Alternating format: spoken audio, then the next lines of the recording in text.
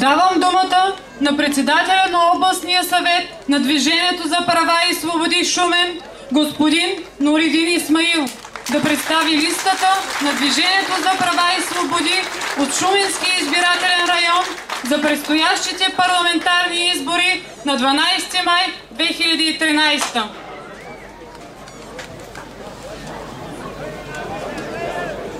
Уважаеми господин председател на Движението за права и свободи, уважаемо ръководство, Сайын Мустафа Дярменджи, Ауждар Беледе Башкане, дами и господа, скъпи приятели!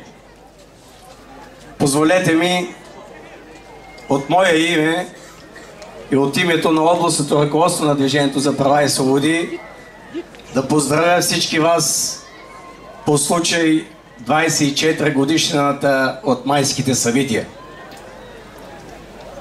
Днес ние сме тук, за да се поклониме пред паметта на нашите съграждани, които с живота си запътиха онова, че днеска ние да сме весели и щастливи.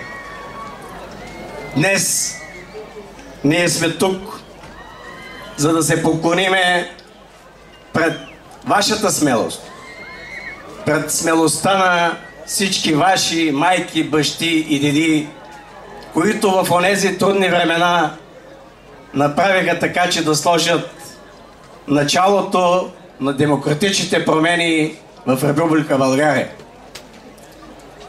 Уважаеми приятели, във всичките тези 24 години вие неизменно сте на подкрепили.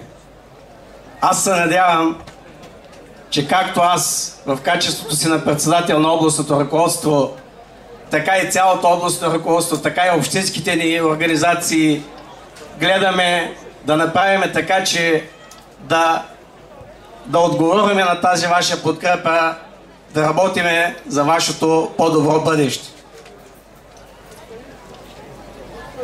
През 2009 година всички вие в цялата област направихте невъзможното.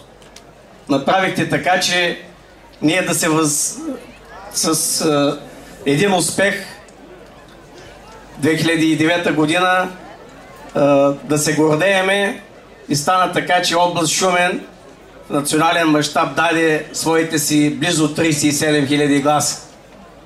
Казвам го това, за да кажа и следващото.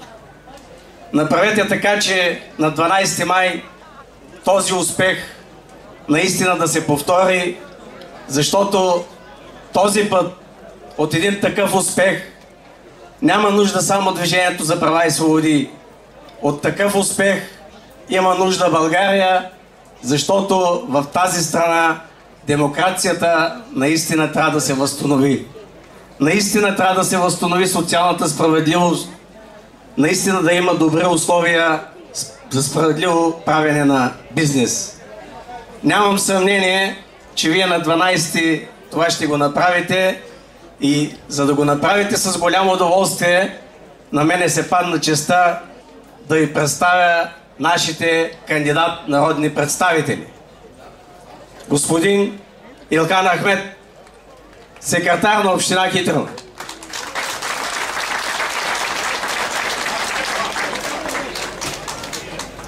Госпожа Веселя Али, заместник кмет община Никола Козлево.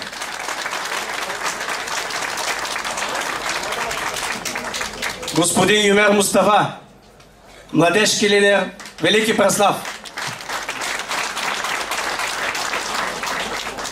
Господин Беркан Тадилов, бивши експерт в Министерство на земеделието от град Шумен. Левят Ахмедов, юрист-консулт на община Венец.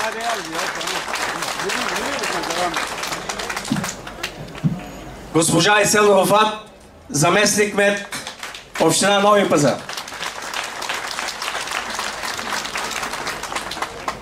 Господин Билямин Хасан, заместник кмет на община Хитрино. Господин Хамид Хамид, юрист, село Синевир, община Каолиново. И наистина с най-голямо удоволствие искам да ви представя водача на нашата листа, господин Христо Бисеров, който пръв разбра, че в България има други братя Галеви. Сега ми позволете за поздрав към вас да дам думата на господин Хамид Хамид.